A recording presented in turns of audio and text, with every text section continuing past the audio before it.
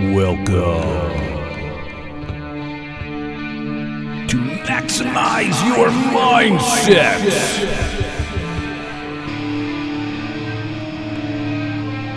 Motivation to momentum.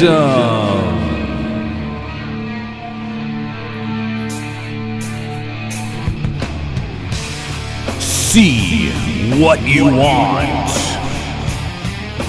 Get what you see. All right, just having some fun. Good afternoon, good evening, good morning. Hope you are here live. Welcome. And if you are tuning in later, groovy, that's awesome too. And go ahead and comment, share this if this is helpful, and join the revolution of mindset maximization, motivation to momentum. So, today, the conversation is really around how to best visualize, really. So we want to see what we want and then go for it, then get what we see. But here's what's interesting around visualization. What you and I will benefit greatly from is by enhancing our visualizations. Actually, there's a saying that true prayer is being grateful for what you have not yet received. So what does that mean? If you are truly grateful for what you have not yet received, in order to experience that gratitude, what you and I need to do is fill ourselves with the experience as if it's already happened. So what it is that we want, we experience it, see it, hear it, feel it, smell it, really embody the completion, the experience of whatever it is, because there's an H in it, whatever it is that we want in our lives, when we're able to visualize it super clearly, super vividly. Like, as an example, do you remember when 3D movies first came out? Do you remember that, where it had the one red eye and the one blue eye? And if you took the glasses off, it made no sense. Couldn't do that. And even today, at least it's not red and blue when you wear those glasses. If you do not wear the glasses, it's not as vivid and it's not as powerful. That is sort of the way you and I experience a poor visualization. If we're not adding smell-o-vision, if we're not adding the emotion. Now, by the way, again, let's kind of go down that rabbit hole.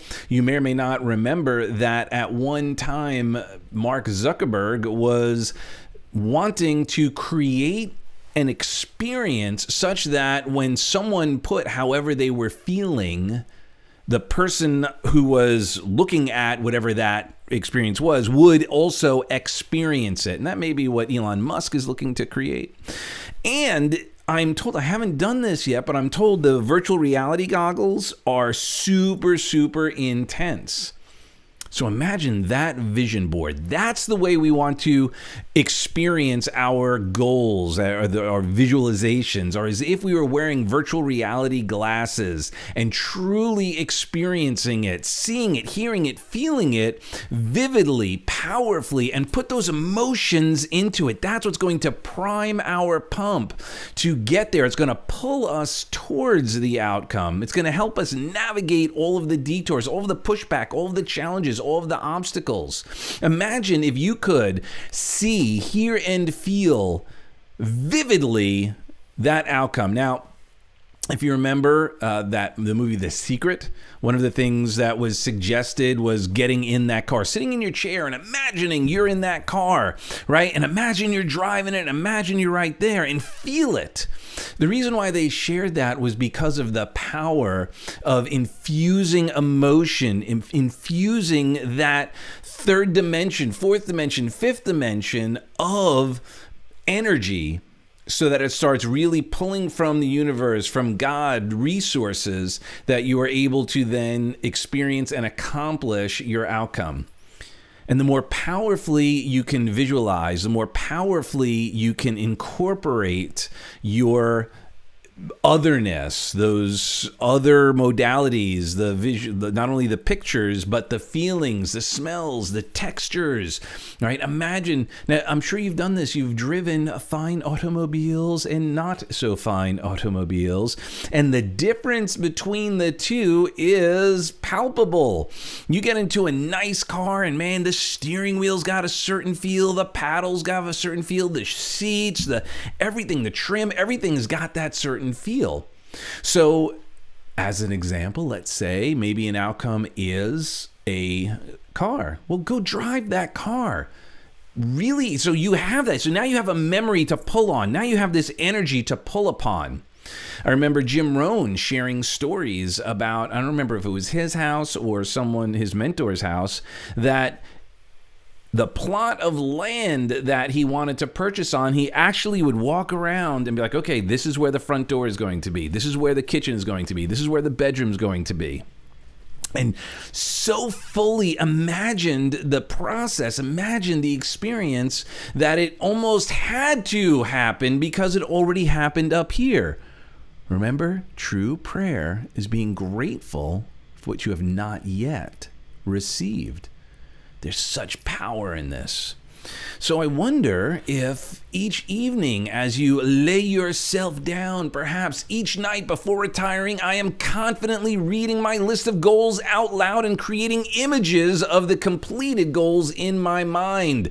By adding sounds, smells, and feelings to my internal pictures, I am multiplying the benefits many times over. Imagine you could put on that 3D, the virtual reality glasses, fully immerse yourself in that environment. I can remember every time that something, I've taken my life to the next level, it's when I've gotten really clear on that image and seeing it, heard it, felt it. Imagine getting on stage or imagine getting in that car. I remember my first car I visualized. I was driving my first car. I was driving it illegally when I was about 14.